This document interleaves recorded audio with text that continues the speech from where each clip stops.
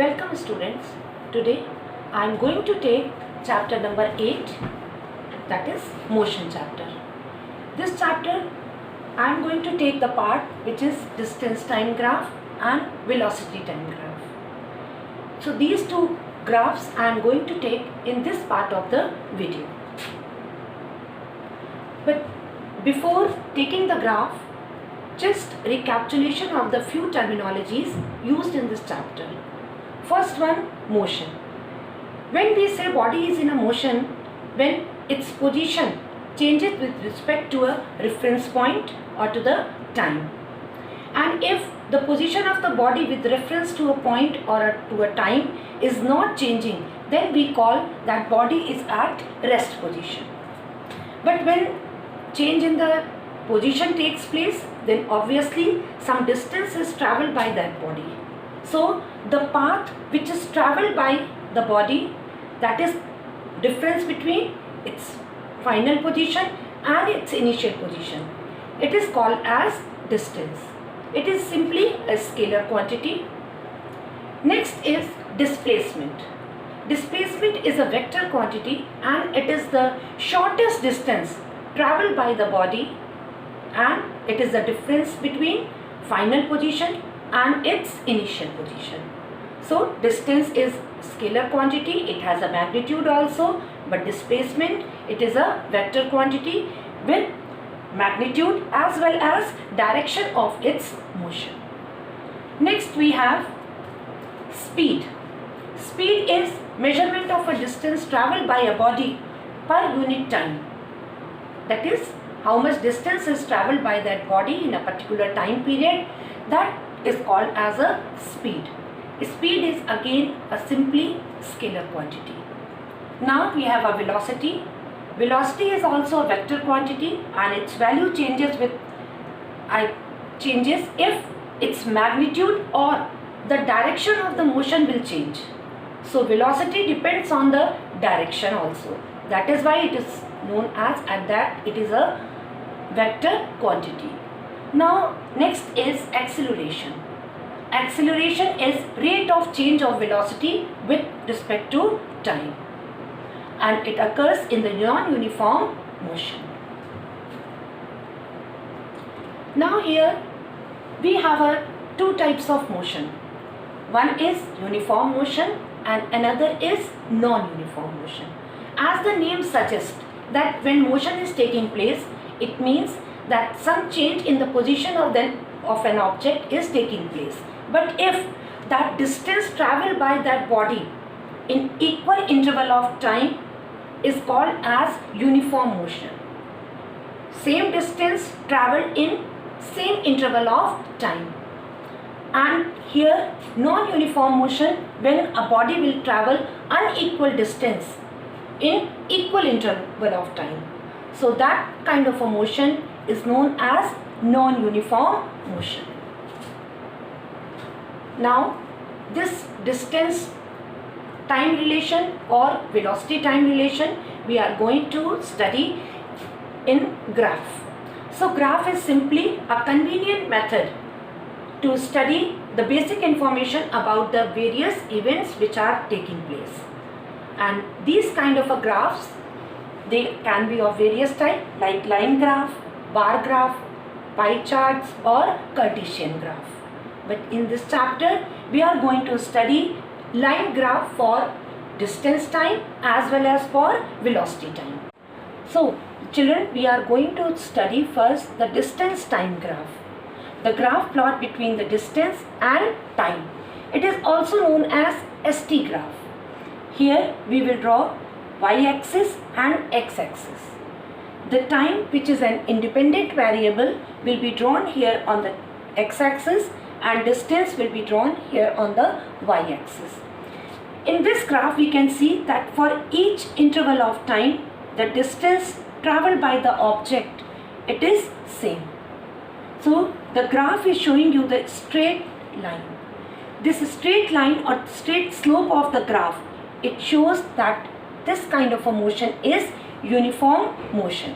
So this graph represents the uniform motion of the object. by calculating the slope of the graph, we can get the speed of that object. So from the distance time graph, we can calculate the speed of the object by taking the distance, final distance minus initial distance, and the last time, final time minus initial time. So by taking these two, we can calculate the speed of the graph from the slope of this distance and time. Second graph, it is showing you curve line. This curve line means that the speed is not constant. Here this graph showing you the increasing speed.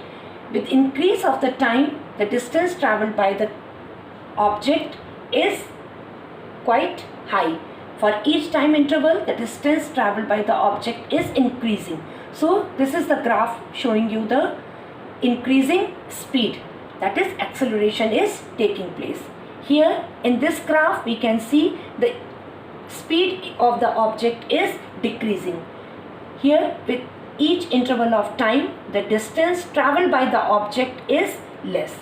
Time is increasing, but the distance traveled by the object, it is for each point of time, it is less.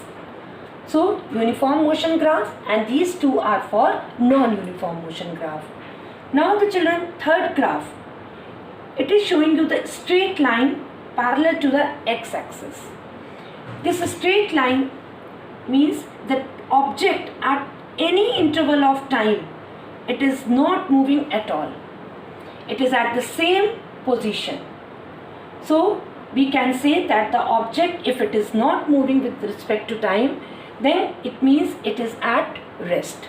So this graph is showing you that the body is at rest because no distance is traveled, no change in the final position or the starting position with respect to the time takes place. So these are the three graphs which are for distance time, uniform motion, non-uniform motion, one for increasing speed, another one for decreasing speed, and this one, third one, where no motion or body is not moving at all. Now the next variety of the graph is velocity time graph. That means the graph which is drawn between velocity and time, and it is known as VT graph. Same on the y-axis and one variable on the x-axis. Time, as it is an independent variable, again on the x-axis, and velocity on the y-axis. First we will take up this graph, VT graph for uniform motion. It is quite similar to your distance time graph, where you have seen that the parallel line to the x-axis, but there the body was at rest. Here body is not at rest. This we can infer from the graph that at any point of time the velocity of the body is same. So we can say that the body is moving, but it is moving with the same velocity. So the line is again straight to the x-axis. One more information we can get from this graph, that is here acceleration is 0. Acceleration, as you have already studied, that it is a change in velocity. So we can see with this example here V2 minus, as you have to calculate if acceleration, then the formula is change in velocity upon change in time. V2 final velocity, V1 initial velocity divided by T2 final time and T1 initial time. Here, but V2, if we take for this period of time, then what we see that here also the velocity at B point is also same, 40 meter per second, and here also at A point it is also 40 meter per second. So V2 minus V1, as V2 and V1 are equal to V2 minus V1 is equal to 0. So if we will put this value into the formula to calculate the acceleration, we find that 0 upon T2 minus T1, it will be 0. So we can say that this graph is showing that the body is moving with the constant velocity, but acceleration is 0. Because it is constant velocity, no change takes place in velocity. In another graph, which is Vt for uniformly accelerated motion. Here acceleration is taking place, but acceleration is constant. This also we can find out by studying this graph, that velocity is there on the y-axis and time on the x-axis. If we suppose take a point A, at point A, at same formula we have to use, v2 minus v1 upon t2 minus t1. So at this point of time, at point A, velocity, final velocity is 20 and initial velocity is 0. And time, final time 1 second, and here initial time 0. So acceleration coming is 20 meter per second square. Unit of the acceleration is meter per second square. Again we can check whether it is a constant acceleration or not. At point B, final velocity 40 and initial velocity, if we are measuring with this point, so it is minus 20. Same with the time difference, 2 minus 1. So it is again coming 20. So we can say that for each interval of time, the change in the acceleration or change in the velocity occurring, which is causing acceleration, it is same. So this graph is showing you the uniformly accelerated body, where the uniform acceleration is taking place. In uniformly accelerated motion, there will be equal increase in the velocity in equal interval of time throughout the motion of the body. In this graph, where the velocity is constant, acceleration will always be 0, and it is uniform motion, and here it is uniformly accelerated motion. Here are a few more graphs of velocity time graph. In this graph, we can see that it is for non-uniform variation of the velocity. It means that the variation or change in the velocity is taking place, but it is not all same, non-uniform. So here in this part you can see that the velocity is increasing, but in this portion of the graph we can see that the velocity is decreasing. As the time progresses, the velocity is less than this point. Again, in this portion of the graph we can see that again the object is moving with the higher velocity as compared to this part. Okay, but still it is not up to this velocity, but as compared to this, in this portion of the graph also the body or the object is moving fast. And again this portion from 14 to 20 seconds of time, in this portion also the velocity of the object is decreasing. So what we can get from this graph, that the change in the velocity is taking place and it is non-uniform change of the velocity takes place. Another type of graph, which is the Vt graph for uniformly decelerated motion. It means acceleration takes place here also. Change in the velocity is occurring, but the acceleration is in the opposite direction of the moving object. So the velocity of the object is reduced. When we plot the graph for object which is in the retardation, then if it is a uniform retardation, that means deceleration is taking place, acceleration in the negative direction, in the opposite direction of the object which is moving. So the graph for the retardation will be like this. The straight line because it is uniform, retardation because it is in the, as the time progresses, the velocity of the object is decreasing. So velocity time graph, if it is uniform retardation, we can see the graph like this.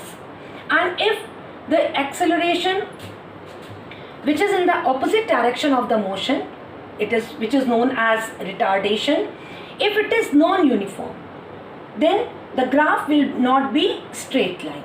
It will be a curved graph for the non-uniform retardation. Retardation takes place because the graph is showing you, but this graph and this graph, it's a difference between these two graphs. We can see it is a straight line, so uniform retardation, and if it is a curved line, it is non-uniform retardation.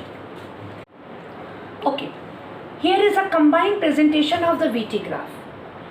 In the same graph, all the varieties of the VT graph are represented. Velocity y-axis, time on the x-axis. If we look to this portion only, here the uniform acceleration is taking place. Straight line of the graph, it is uniform acceleration, and velocity is increasing. Here steady speed. Steady speed means there is no change at all in the velocity of the object. The object is moving with the same speed in this portion of the time, that is from the 20 to, we can see, 40 seconds. In 10 to 20 seconds, the velocity of the object is moving. Now in this portion, the green portion, 40 second to 50 second, we can see the graph plotted is towards the x-axis. Here the line, it is showing you the deceleration. That means acceleration is in the opposite direction of the motion. And this portion of the graph, which is the curved line, it is showing you that the increasing acceleration of the object. Object is increasing, the acceleration of the object is increasing, and it is non-uniform acceleration. Here the acceleration was there also, but it was a uniform acceleration. But in this portion, from 50 second to 90 second, the acceleration occurs in the motion of the object, but it is non-uniform acceleration. So from the one graph only, we can get all the information about the varieties of the velocity time graph. Now children, we will see few examples related to the graph so that we can understand the concepts of the graph more clearly. The first example, from the information given in the ST graph, which of the following body A or B will be more faster? So as it is a distance time graph, the line, it will give you the speed.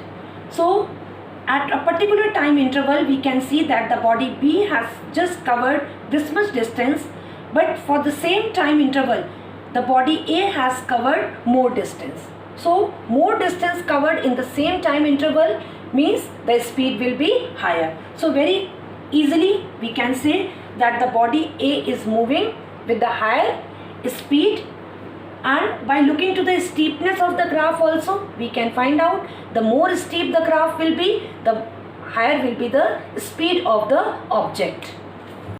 Now the second example, find the distance covered by a particle during the time interval t0 and t4 seconds for which the velocity time graph is shown in the figure.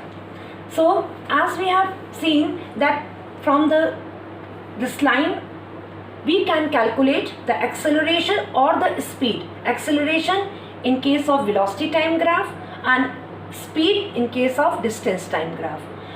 But here we have to calculate that how much distance is covered by that object in a particular time interval.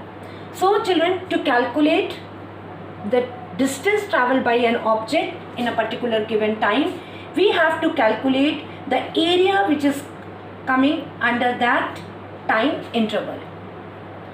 Here we have to calculate at from 0 to 4 seconds how much distance is covered by that object which is traveling at the speed 20 meter per second. So to calculate the distance, we have to find out the area enclosed by the velocity time graph. Distance, here we can see that this area which is here on the velocity time graph, it is a triangle. So we can calculate the area of this triangle, and that will give the value of the distance covered by that object in that particular duration. So as you know, the formula of the triangle is half base into height. Half base, that is the time, final time and initial time, 4 minus 0, so it will be 4, and the height of this, it will be 20. So this side and this side, these are the two lines. So same value here we can get from this y-axis reading. 4 into 20, it is all 40 meter, as it is multiplied by half. So we can calculate the area of this triangle, and which will give the distance traveled by that object. One more example of the distance time graph, in which we can see varieties of the graph. In first part A, 9 to 11 am, the person travelled 30 km away from the home, and it took 2 hours. From the graph also we can see that from 9 to 11 timing, here the person has travelled 30 km. And in the B part, it is a straight line, so it means the person is not moving at all. We can see that the line is flat, so their distance from the home did not change, they were stationary. It means here no movement takes place, the body was, or the person was at rest. Between 11 to 12. Now from 12 to this portion, 12 to 12:30, between this portion we can see the distance again travelled by the object. So this part again showing the straight line, and here from 12:30 to 14, this portion is showing you that the person or the body or the object is coming back to the original position. Here children, you should not get confused with the retardation graph of the velocity time. It is a distance time graph. So in a distance time graph, if the line like retardation, it is shown here, but it is that the body or the object is coming back to its original position, as the distance travelled is again 0. It means the body comes back to its original position. In the next part of this video slide, we are going to see the various calculations. Now, from the slope of the graph, as I told you, from the distance time graph slope, we can calculate speed of the object. So, speed of the object for part A, it was the 9 to 11 time. The speed distance covered by body was 30 km and time was 1 hour. So 30 km per hour is the speed of the object. Same way in the part B, there was no change in the position of the object. That means the object was at rest. So the speed is 0. It is not moving. In part C, 12 to 12:30, speed of the object was 30 and 0.5 because it is a half an hour only. So it is a 60 km per hour. And same for the part B, 12:30 to 4, distance travelled by the object 60 and time difference 1.5 hour. So it is 40 km per hour. Children, maybe the conversion of the unit may come because SI unit for the speed is meter per second. So we can convert this kilometer per hour into meter per second by applying simply the formula. If you have to change kilometer into meter per second, as 1 kilometer is equal to 1000 meter and 1 hour is equal to 3600 seconds. So kilometer per hour can be converted by using 5 by 18 into meter per second. So if we change this speed from kilometer per hour, multiply it by 5 by 18, you will get the speed of that object in meter per second, and it is 8.3 meter per second.